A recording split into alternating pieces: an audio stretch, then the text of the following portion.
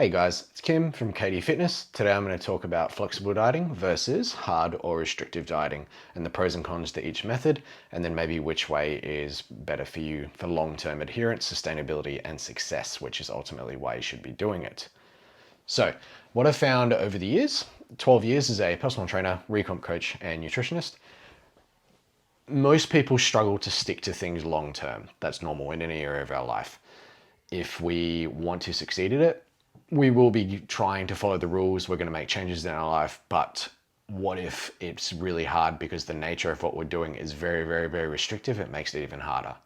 We want to be able to start something knowing that there's a chance of succeeding in it and actually maintaining those results long term. I personally believe if you're not going to stick to it for 3 to 6 months, let alone 5 to 10 years, you shouldn't be doing it because you're going to lose everything that you've just worked so hard to gain. All right, so restrictive or hardcore dieting is following a method that is very restrictive in its nature. So I'm just going to list off a few that have grown in the last 5 to 10, maybe even 20 years. Paleo, low or zero carb, low or zero sugar, Mediterranean, raw food diet, keto, clean eating is a big one. All of these will work short term,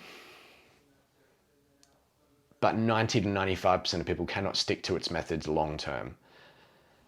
There will be that very small amount of people that can stick to it for a very, very, very long time. Competitors are one of those people, but most people cannot. Everyday general population people, people with families, people with long working hours of jobs, general population people, corporate people, they're not going to be able to stick to it long term. Some of these rigid food group restrictions cut out 90% of food choices. You can never eat out. You can't go and see your friends and family and eat out or at their house. You have to bring your own food wherever you go. A lot of them focus primarily on cutting out certain food groups and only eating certain food groups and disregard everything else. Flexible dieting, on the other hand, doesn't cut out any food group options unless, of course, you are allergic to a certain food, then obviously don't have it. If there is no allergic reactions or intolerances, there is no food group restrictions. And we focus primarily on hitting daily intake numbers of calories and macronutrients, protein, carbs, and fat. And for overall health as well, we definitely want to be having a general intake tracking of fiber as well. And we want most of our food to be coming from micronutrient dense foods, but then definitely having some of the foods that we love in moderation as well to help with long-term adherence. Making sure that our food group choices do not slow us down to our weight loss goals, body recomposition goals, so increasing muscle or decreasing fat at the same time, increasing our training performance and recovery for whatever it is that we do for exercise, and overall health in mind as well.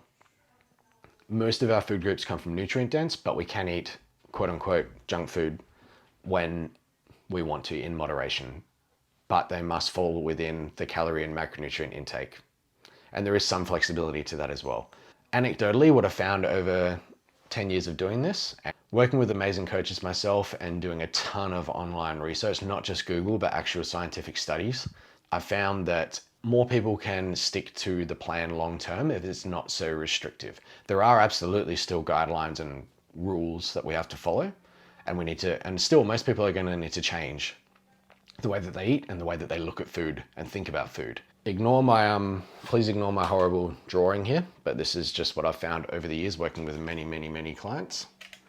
All right, so in this example drawing here, we've got restrictive dieting versus flexible dieting, and the amount of weeks that the client is following that certain dieting methods. All right, so both are going to yield short-term results, absolutely, if the client follows them. But unfortunately, the restrictive dieting, most people are going to fall off.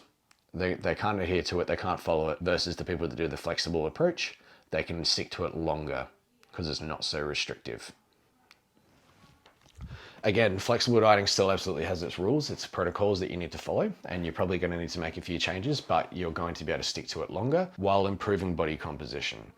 While I hate the term, but toning up. You're going to be able to do all this long term without hating the process, without hating your personal trainer or your coach or your dietitian or your nutritionist. No dietitian or nutritionist is ever going to encourage a cheat meal. It's encouraging a poor relationship with food. It's encouraging you can't have this certain food 6 days of the week, but on that one day of the week, you can have it as much as you want.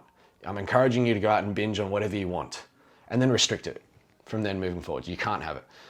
No dietitian or nutritionist is going to encourage that relationship with food. It won't happen. When I start working with any client in our initial consultation and assessment, we work out what foods they don't like and what foods they do like. And this helps me put together a plan. We find out their metabolic rate, how many calories can they handle coming in every day, and how much do they need to put them in either, depending on their goal, to put them in a surplus, maintenance, or deficit to achieve their body composition goals. At the end of the day, the method that you follow should be one that you can stick to long term. Because once you do revert back to your old habits, you are going to revert back, whether it be your muscle mass, your body fat percentage, your weight. It's all going to go back to what it was when you revert to your old eating habits.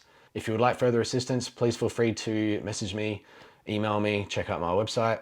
This is what I do for a full-time job. I'm here to help. My goal is to help everyone's relationship with food long-term, hitting their goals, but also holding on to them long-term. All right, thanks guys, see you in the next video.